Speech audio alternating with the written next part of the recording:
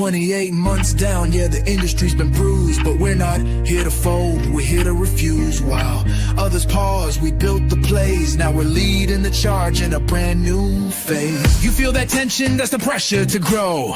Hiring's messy, turnovers high and budgets low, but we don't panic, we adapt. We sharpen the edge and reload the map. This is the staffing playbook, strategy on tap. Steven brings the grit, G-Money brings the slap. Forget the fluff, forget the spin.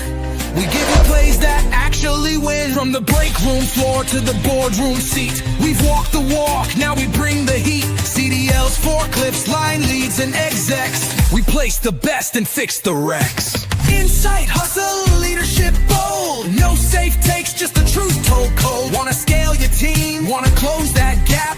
We got the data, the story, and the roadmap. So turn it up, lock it in. This is more than a podcast, it's a win. This is the staffing playbook. Let's get to work, it starts right now. Coming out of one of the toughest hiring backdrops we've seen in years, staffing firms in 2026 face a moment of truth. Your client isn't just looking for warm bodies, they are looking for a partner. I'm your host of the Staffing Playbook podcast, Steve Farrell, and alongside me is my co-host, Geneviève Bourgeois. How are you today? Hey, I'm fantastic. How are you doing? I am having a fabulous day in Charlotte, North Carolina. It's nice, it's warm, no rain. I'll take it. Hey, that's a nice change for North Carolina. Oh, You guys yeah. are getting a lot of weather. Oh, yeah. Some days you need flip-flops, the next day snow boots. You never know. I know. Yeah, I'm just looking at the mountains out here in Utah. It's all snow covered. Looks really nice. It's like just picture perfect. Well, I And, will and get it's to see sunny. it for myself soon. Yes, So, you will in December. yes. Well, welcome everybody back to the Staffing Playbook podcast, the fastest growing, most downloaded podcast in the staffing industry. We've got an important topic here, and that is why 2026 will be the year of the customer and the rise of the AI enhanced recruiter. So, Geneviève, let's look back for a second. You look back to the staffing industry this year. It's been chaos. Clients have been frustrated. Recruiters have been overwhelmed. Half the market keeps pretending that more calls was a strategy. But 2026 is different. This is the year everything shifts to the customer. For real.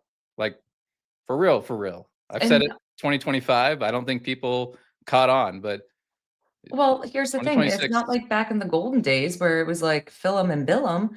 We are in a whole different area and realm, and the word chaos is not even enough to like really describe everything that's Yeah. happened. And so right now, we need to go play by play because this is going to be the year of the customer, right? And this is how you can get your recruiting fixed in 26. Okay? That's it. I couldn't agree with you more. I think if you're still treating staffing like a volume game, like you mentioned, you're going to get smoked by the firms treating it like a customer experience business. And the real kicker here is AI enhanced recruiters are going to widen that gap faster than anyone expected. So I think today, let's break it all down, the data, the trends, what your HR partners, your clients actually want, what clients won't tolerate anymore, and what you need to fix before 2026 hits full stream. So I know you've got a bunch of questions you want to ask. I'm, in my role, I have the luxury, the benefit of being boots on the ground and seeing it in real life. And so that's why I'm really passionate about this topic. That's why I want us to discuss what it looks like in 2026, because this is exactly what we're talking about in our organization, and this is what we're working on. So let's just share the playbook with the audience. All right, but first, you want to go and talk a little bit about the jobs report that just came out after the government shutdown? Oh, yeah. I Just guess we look can at the highlight high that. level, high level. Yeah, so with the government shutdown, September has been delayed. Obviously, we're not getting October anytime soon, but if we just got September today, but there was 119,000-ish jobs added, which was ahead of expectations. Interesting enough, I think everybody knew this would happen, and it did. Unemployment went up. So we were at 4.3. Now we're at 4.4. And so I think the October jobs report was canceled. Um, I think I read that. I don't know. Someone will have to correct me, but Or it's it a will be mess over really, there. really, really delayed. We'll figure that out next time. Yeah. But I think, some strengths of the report, if there are any, maybe a surprise to the upside, there's still hiring happening, healthcare, hospitality, they're still absorbing workers. I think some of the weaknesses, what I could see is the unemployment rate rising, all the while you have jobs being added. I think that can point to maybe people entertaining the job market, which is good, but also more slack, which is not good at the same time. The hiring momentum is obviously soft with 119,000 jobs, Mhm. but compared like to your boom years, it's super sluggish. And I think again with the shutdowns and disruption, the data is not that reliable than usual. If it's ever been reliable, I would not say this report is any more reliable. It just makes forecasting tougher when you've got the disruptions with that shutdown. But I 100%. think if you're in the staffing space, you're likely going to continue to see more candidate supply with unemployment inching higher, openings softening, more talent will be available. So that might be good for filling roles if you have them. Um, but you need to differentiate your offerings, your pay, your benefits, your growth to win those talent over. I think your conversations with clients will change. Hiring managers may feel more pressure, not necessarily to expand headcount aggressively, but to optimize and make sure every hire adds value. So you want to be positioned as a strategic partner, not just we'll send you bodies. I think we need to be looking out for wage pressure. I think we need to be able to negotiate rates better. When hiring softens, clients may push harder on bill rates or ask for more value added services. But on the other side, candidates may expect more from employers. So I think those are some of the things to think about what it means for you as a staffing firm, this jobs report. I think there's a trend with all the job reports this year. Mhm. And I think it really leads into our discussion for 2026. Mhm. And actually, there's several things that you said, so let's go dive on in. You ready? Because I'm I ready. get to grill Steve today. Woohoo! I'm It's nervous. Lady G Money with the slap. All right, so let's go dive in. So my first question for you, and you mentioned this a little bit earlier, Mhm. and I've been waiting patiently. Okay. So when a client goes and says, "We just need bodies," what does that really mean in 2026?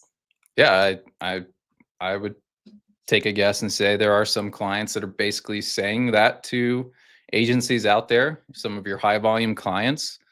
But I don't think that's what it really means.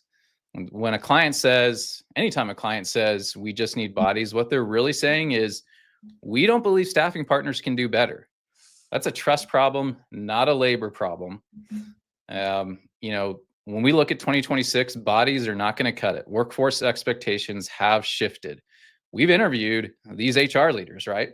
We've asked them what matters to them. Attendance matters, safety matters, onboarding practices matters. And the wrong hire can cost 3 to 5 times, in rework, downtime, supervisor frustration. Mhm. So when a client says that to me, I reframe it. What you really want is a reliable skill fit. You want people who don't just quit by lunch. Let's solve that. That's 2026. That's the year of the customer, helping clients articulate the real need, not a quick fix. All right. No, I love it because here's the thing, especially like having a quick fix, that's going to impact their retention rates, right? Because if you're putting the wrong person just to fill a role, where's the long-term value for the client, right? And then also for the agency. And then that's going to leave a bad taste in the candidate's mouth. So, Yeah, I mean, you could talk about, just the cost alone as a staffing firm to constantly be recruiting and replacing for the same role because your recruiters are not engaged, they're not touring the facilities, they're not asking for feedback, they're not collaborating with the client. These are all cool ideas that maybe your branch manager does or your area manager does, but as a recruiter, if you're not exposed to that, your job is to hire. interview, hire, and that's just a sinking ship.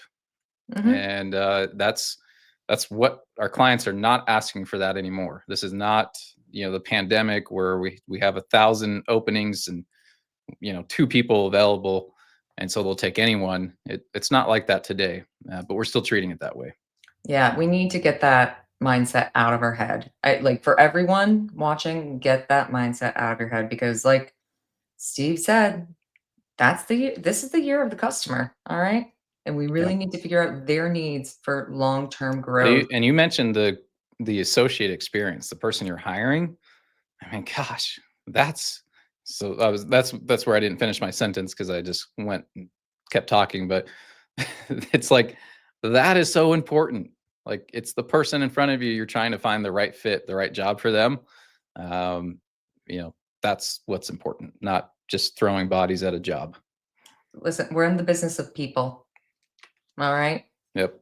And that's because we care. All right. So, all right, let's go jump into something else because I know we can talk about that all day. Okay. All right. But so in your mind, what's changing when a firm shifts from a vendor to an actual partner? Yeah, What are it's a what are the cool. key things That's that such you've a noticed? that's been thrown around for over a year in our business. It's really been prominent in 2025. We've talked about it a lot here on the podcast of how do you become a true partner in their business and their employment strategy, instead of just this transactional relationship of being a vendor. Um, so the industry's been talking about it. Some have executed well, but most have not. And so if you're one of those firms that you agree that you want to be a partner and you just don't know how, you don't know what you should change in your operations, I'm gonna give you 2 or 3 things that you can change immediately. So first one that comes top of mind is like you need to start owning your outcomes, not your excuses. Don't be a defense attorney for your excuses. You've got to own your outcomes. So what do I mean by that? Well, vendors, if you're acting like a vendor, you blame the market. Well, staffing industry has been down for 3 years. Healthcare is down, light industrial is down, blah blah blah. Okay, cool. What are you going to do now? Own it. Partners improve the funnel. They improve your pipeline. They improve retention. They really own the market. They're really tuned into the market. You've got to make sure that your actual candidates coming in are the right candidates. So, start there with your funnel of candidates.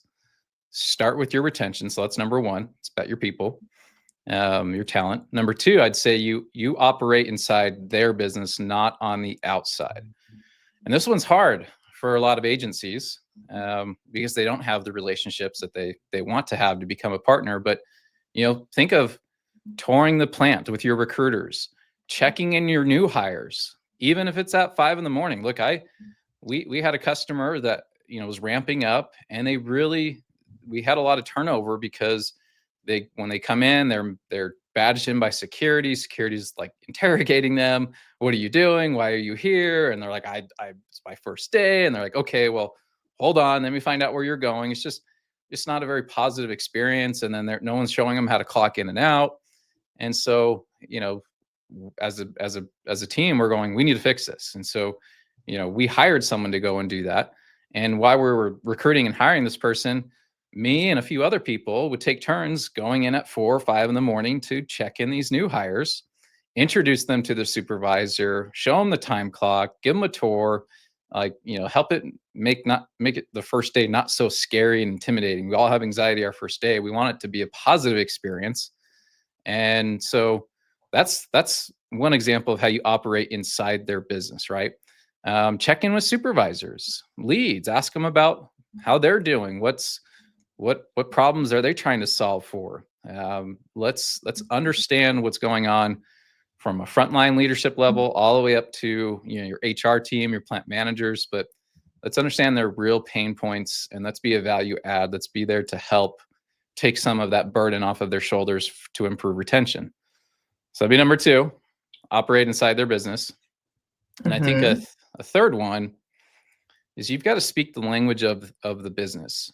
Fill rate, yes. But also, what about throughput, defect rates, overtime leakage, unplanned downtime, wage compression, competition, market shifts, new technology to improve throughput?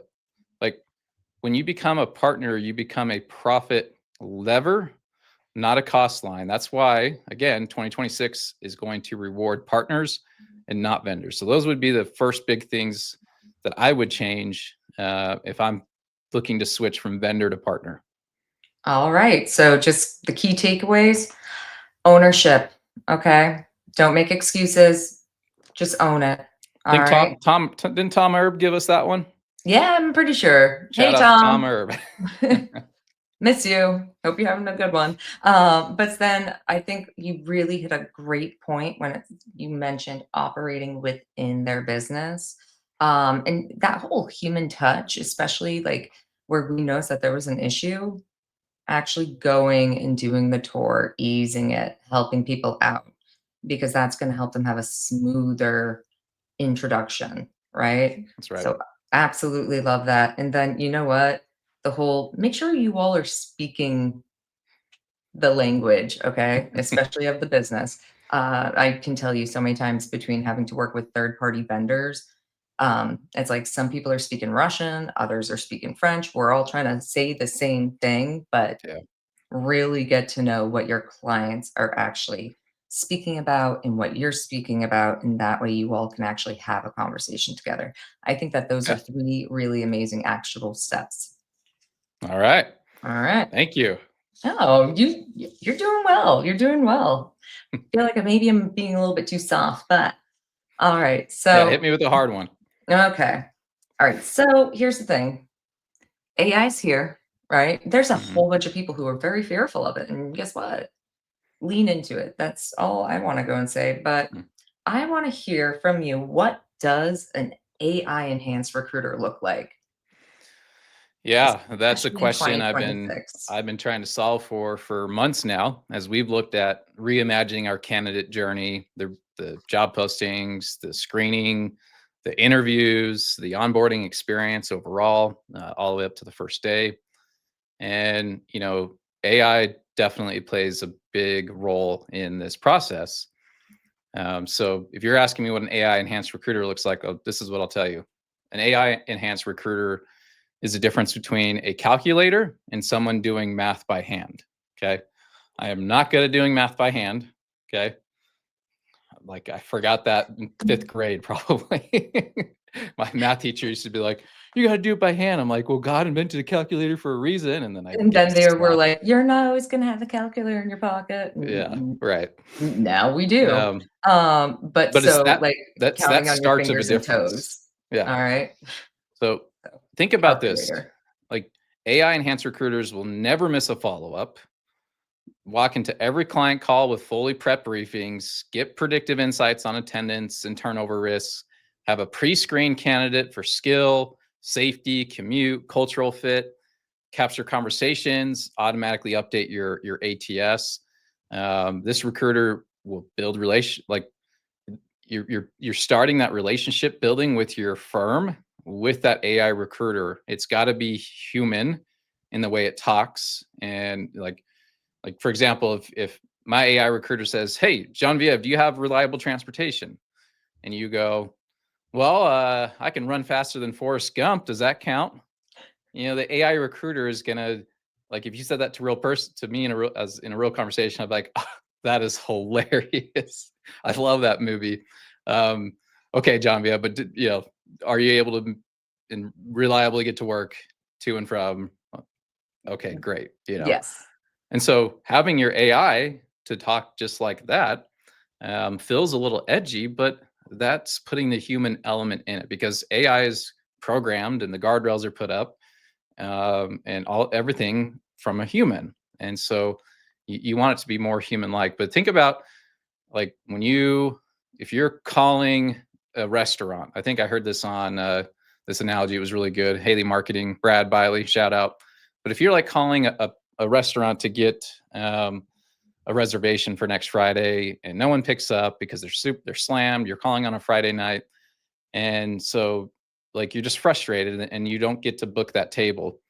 Instead, you have AI that just answers the call. Oh, you're looking for a table next Friday? We've got one. Let me put you down.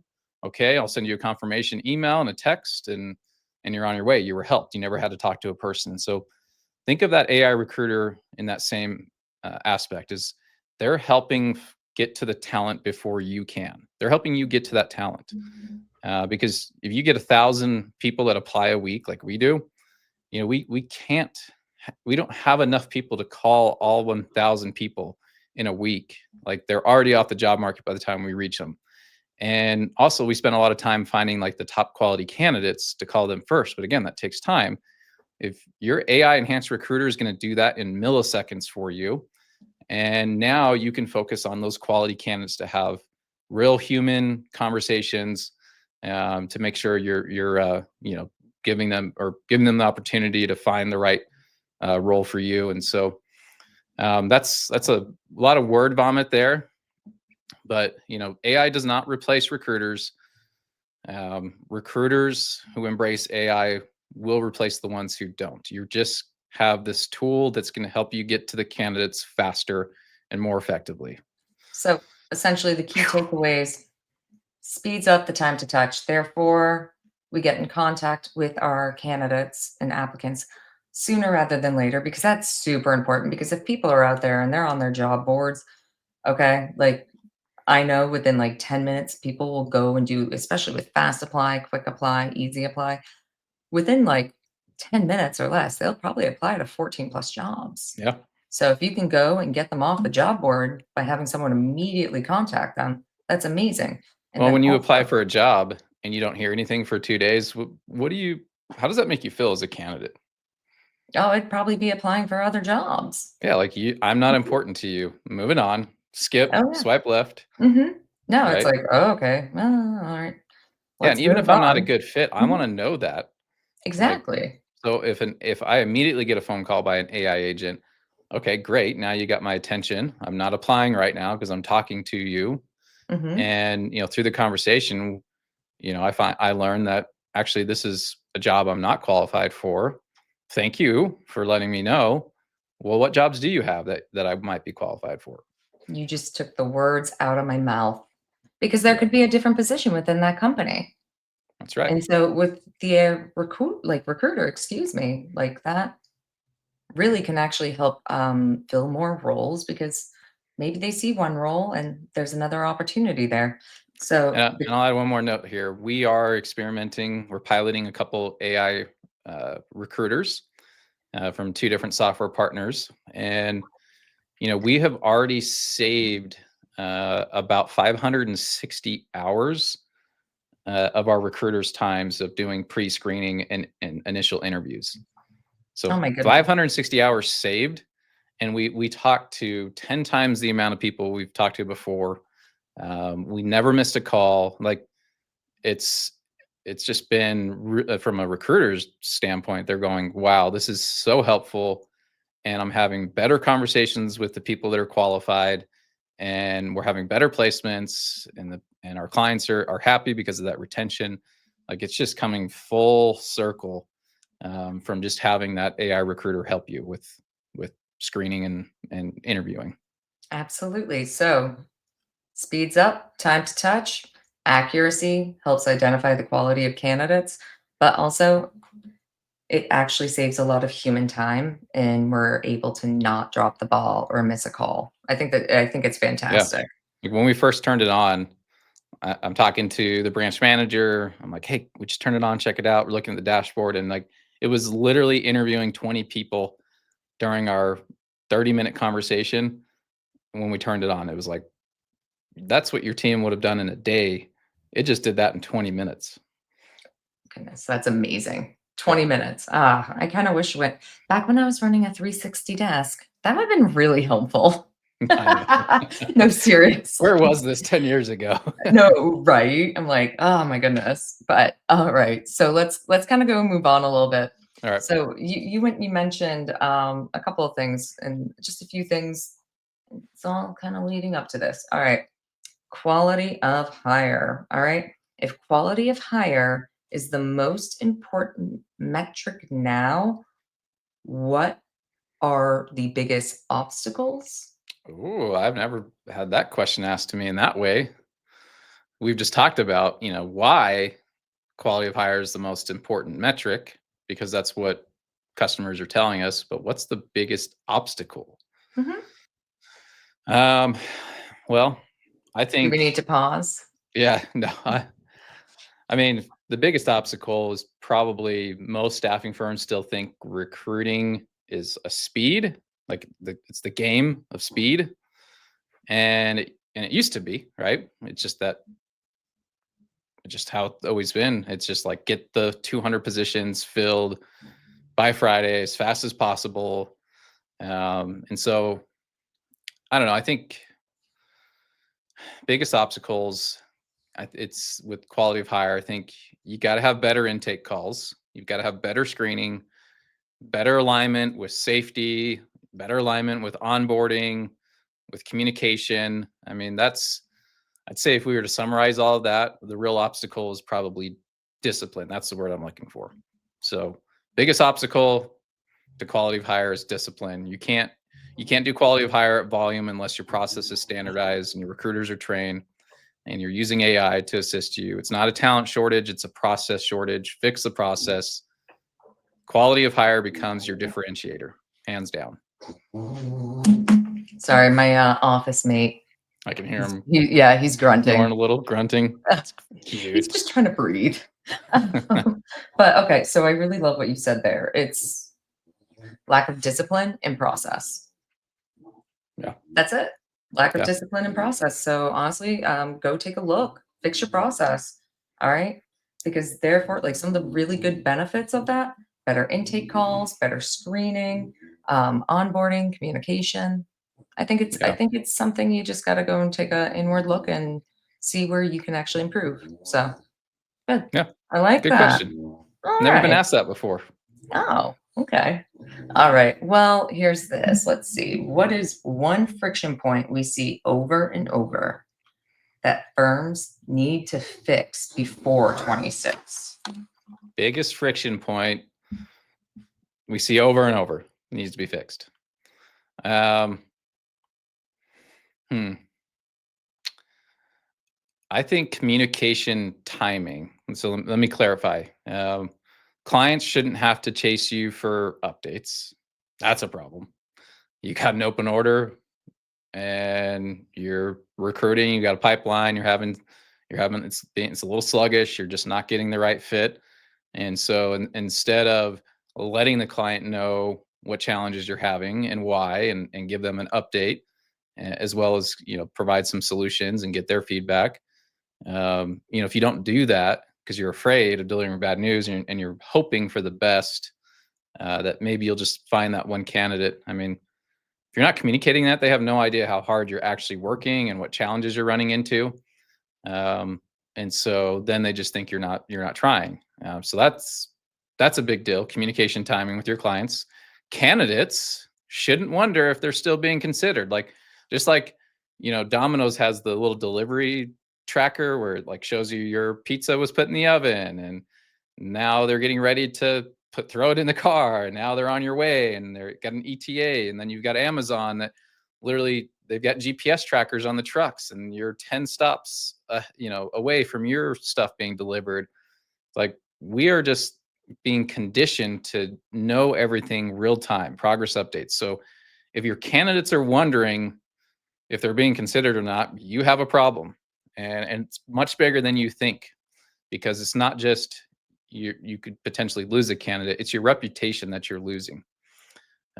Supervisors out on the floor, your line leads shouldn't find out about no shows after the shift starts. That's a big problem, right? They've got a business to run. They're being held accountable. And if someone's not there and they don't know that the person actually called out last night, that's a problem. So this single friction point destroys the customer experience and it destroys trust faster than anything else. So again, I think AI makes some of this solvable. You can schedule messages, automated nudges, predictive alerts, real-time dashboards. How about when your candidate calls off, that message is forwarded directly to the supervisor that's on the assignment. And then how about that AI now builds a list for the recruiter of candidates that would likely be a good match, and it goes and does the text message saying, "Hey, we've got a job opening, immediate need.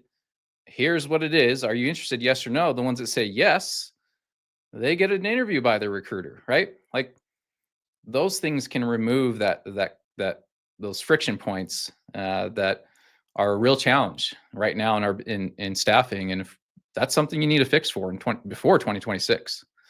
So fix your communication flow, and your customer experience will jump instantly. How's And that? it goes back to the whole thing of ownership, okay? Ownership of your communication, okay?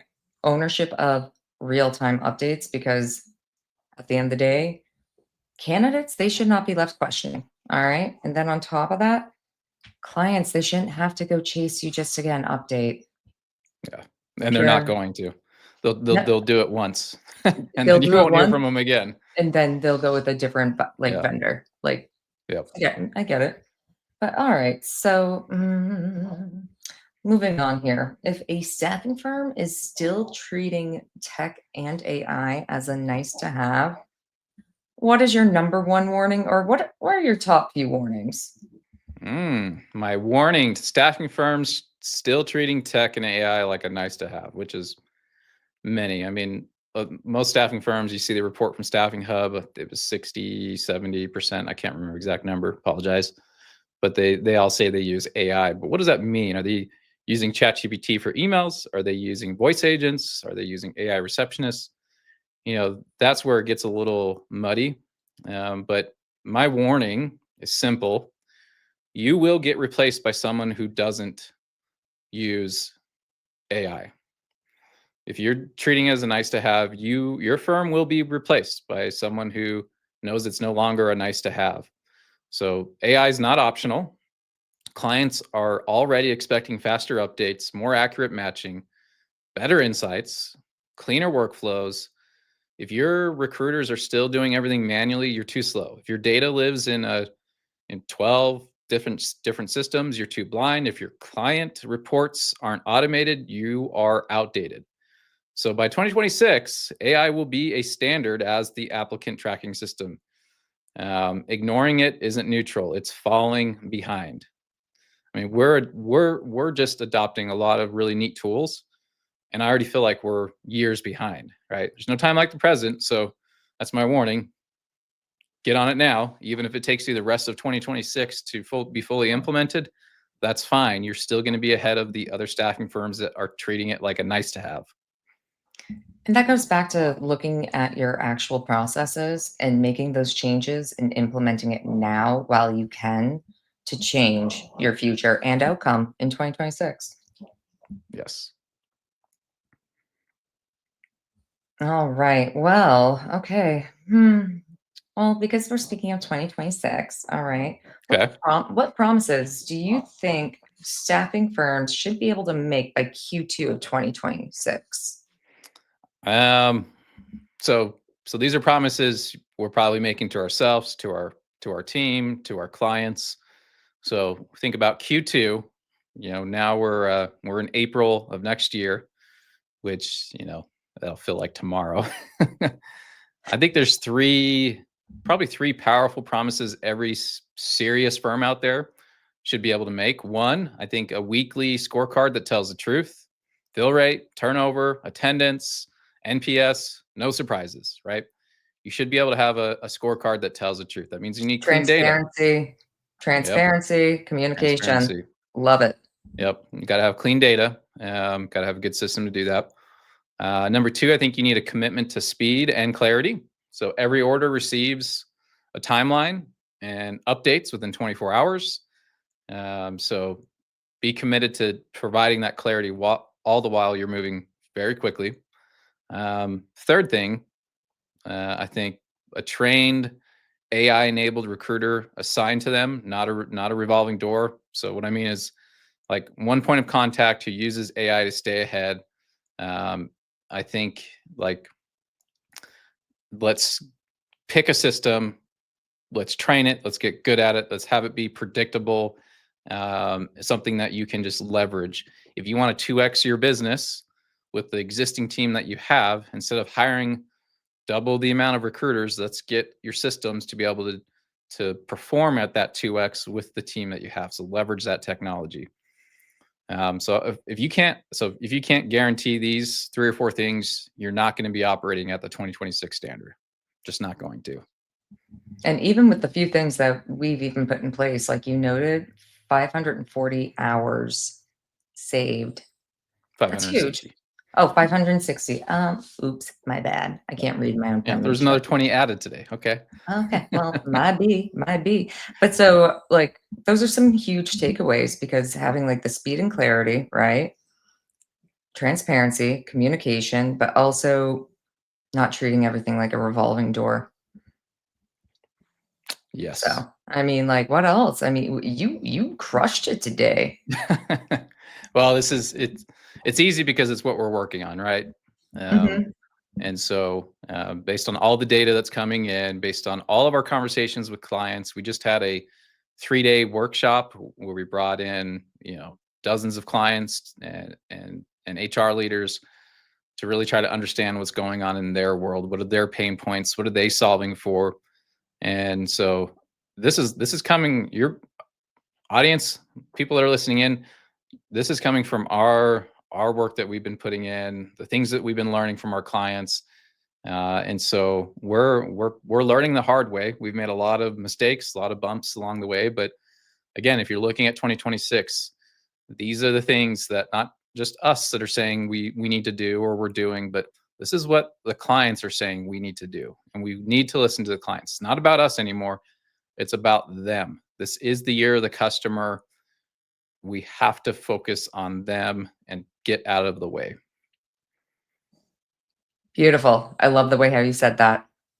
Just short, simple, easy. This is the year of the client, okay? The year of the customer. So commitments of speed, clarity, communication, ownership, just like take a look at your own processes, lean into AI, look at your tech stack. Hey, what happens when your client figures out AI before you do? You think they're going to have a need for you? No, they're just going to start hiring their own people. Right. Yeah. So let's do it before them, and let's also show them how it works. Yeah. And also, Like, it's here's the about thing. them. Yeah, because this is where instead of just being a vendor and being a partner, it's a real thing. All right. So let's be better partners, especially for, everyone involved. And let's speed things up. So, Yes. all right. Anything else you want to add? Anything else for 2026? Do you have any other questions for me? No, no. Like we kind of flew through it today. Well, I guess I'll add one more kind of message for staffing firms heading into 2026, and my message is going to be blunt. Stop trying to win on hustle. Start winning on experience. Hustle got you through 2018. It did not work in 2020. Doesn't matter how hard you worked. And definitely was not enough in 2025. So in 2026, you're going to be left behind if you're trying to win on hustle. Start winning on experience. Clients are choosing partners who reduce friction, who understand operations, who can predict issues, who can communicate proactively, who can deliver quality consistently. The firms who obsess over the experience from candidates to clients will own 2026. I think we just leave it at that. All right. Well, bravo. Also, it's Thanksgiving week. So happy Thanksgiving, everybody. Yes. Happy Thanksgiving. I hope everyone has a fabulous time. Black Friday madness will be upon us. I will be Do staying you have indoors. your Amazon shopping list for Amazon? Oh, Prime no, days? I already have a lot of things in the basket in the cart. I'll pull the trigger then. But no, I am not going in those stores, okay? Mm-mm. Yeah. Coming from retail, I just hated shoppers coming in on Black Friday, even though it was a cash cow, right?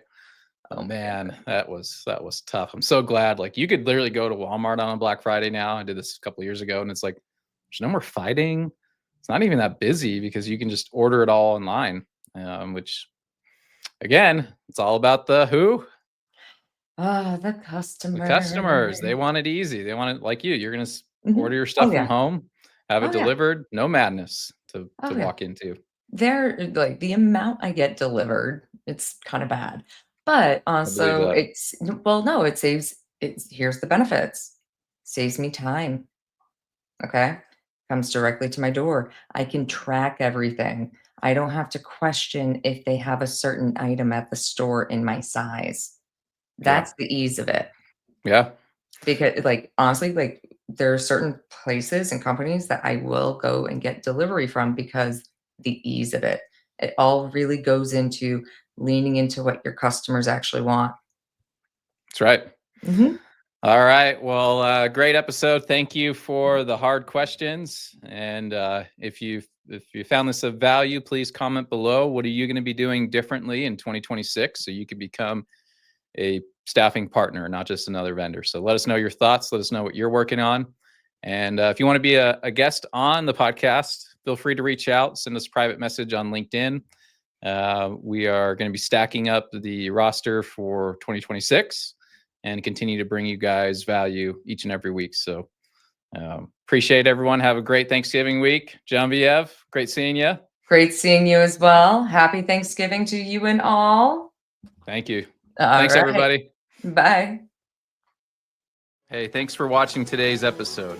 This episode is sponsored by Staffing Referrals. We have relied on staffing referrals for years to turn satisfied associates into brand ambassadors, keeping quality talent coming in and lift retention. See what it can do for you at staffingreferrals.com or click on the link in the description. Thanks for watching.